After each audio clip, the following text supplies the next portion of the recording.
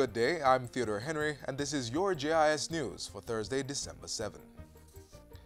Parliament has approved the first supplementary estimates for the 2017-2018 fiscal year. It increases the national budget by $89.9 billion, bringing the new total to $805.5 billion. Among the major new allocations is a $2 billion capital project for road repairs through the Ministry of Economic Growth and Job Creation. At the Office of the Prime Minister, initiatives to bolster youth employment, rural economic development, and public sector modernization also received increased allocations. The Ministry of National Security, meanwhile, is getting an additional $1.1 billion to implement new security initiatives, purchase vehicles and telecoms equipment, as well as construct and improve police stations and other buildings. And almost $285 million has been added to boost the Agricultural Competitiveness Program, promote climate change resilience in the fisheries sector, diversify livestock, and improve the banana industry. The government has issued an apology to the people of West Kingston for events during the May 2010 incursion by security forces. In line with recommendations from the West Kingston Commission of Inquiry, Prime Minister Andrew Holness delivered the apology in Parliament on Wednesday. I stand here in this Honourable House to unreservedly and unequivocally apologize to the people of Jamaica for the fear and uncertainty that defined that time, as each and every Jamaican was affected in some way or the other. To the people of West Kingston, and in particular the residents of Tivoli Gardens and Denham Town, who were most affected through loss of life and damage to property and the pain they endured by the violence that took place. Mr. Holness also apologized to members of the security forces for the unprecedented levels of violence faced and for the loss of lives. A total of 73 lives were lost during the event. The Prime Minister said various arms of government had been identified to implement other recommendations from the Commission report. In going forward as a country, we can't let that experience be for naught. It must define how we operate as a country going forward.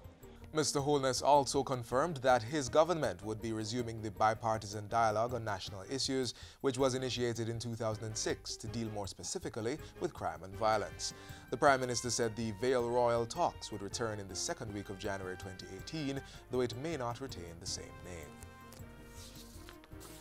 In the meantime, the zones of special operations in Mount Salem and Denham Town will continue for another 60 days after their originally scheduled end dates. The existing period of operation for Mount Salem, which had already been extended, will expire on December 29. Denham Town's initial operation ends earlier on December 15.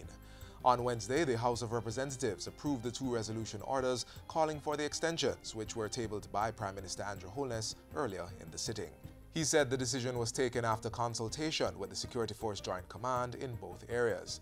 In an update on the operations, Mr. Holness says Mount Salem is now immersed in the third and final build phase of the operation. During the build phase, the Joint Forces will maintain its focus by providing internal security for the zone, and with the help of the community will prevent the return of criminals and their influence. Additional efforts will also focus on maintaining a secure environment in order to allow the Social Intervention Committee to carry out the various projects in keeping with the government's intent for the community. Several social intervention activities are already underway in the community.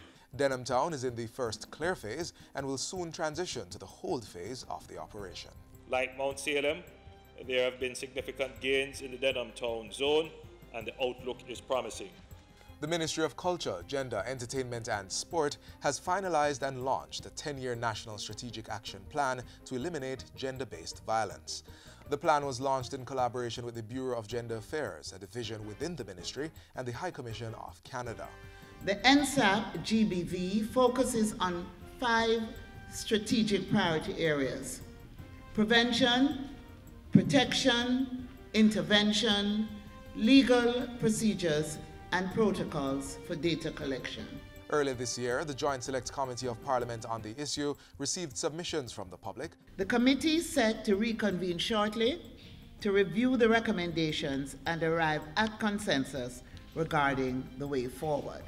On Tuesday, Minister Grange also signed the UNDP Gender Equality Seal during the official launch of the International Certification Program at the Knutsford Court Hotel in Kingston. The program aims to address gender gaps in the workplace and create equitable conditions for both men and women. And finally, Deputy Chief Executive Officer of the Jamaica Information Service, Ian Boyne, is now out of the intensive care unit of the University Hospital of the West Indies and is recuperating well in the Tony Thwaites wing. Mr. Boyne was rushed to the hospital on Saturday, December 2 after falling ill. Having been informed of the outpouring of concern and well wishes expressed by many Jamaicans, the veteran journalist said he was deeply touched by the outpouring of love. The JIS's Deputy CEO says he is doing well and looking forward to writing more articles and resuming his other duties in the near future. In a statement released through the JIS, Mr. Boyne said he has been seeing his doctors regularly and paying attention to his diet and exercise routine and encourages everyone to do the same. He expressed gratitude to God for getting him through the frightening experience and thanked the team of exceptional doctors and nurses who worked with him in intensive care. And that's it for JIS News today. I'm Theodore Henry. Thanks for watching.